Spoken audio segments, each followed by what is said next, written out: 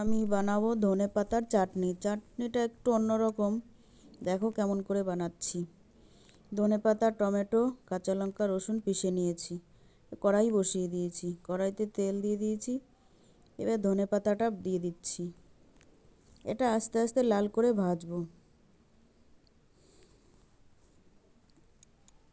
দিয়ে দিচ্ছি পরিমাণ মতো লবণ, দিয়ে দিচ্ছি হলুদ।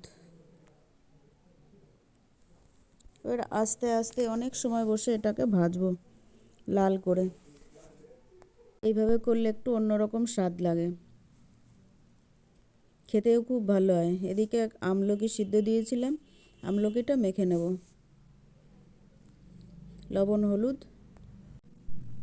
হলুদ শুকনো লঙ্কা দিয়ে আমলকিটা মেখে নেব।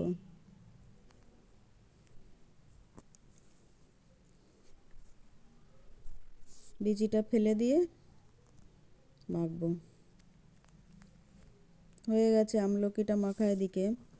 ওদিকে ধনেপাতাটা দেখে নিচ্ছি। ধনেপাতার জলটাও শুকিয়ে এসছে, আর একটু কষবো।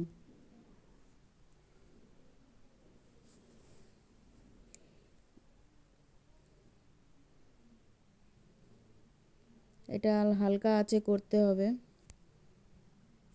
হয়ে গেছে আমলকি মাখা, এদিকে ধনেপাতাটাও হয়ে গেছে। এবার নামিয়ে নেব।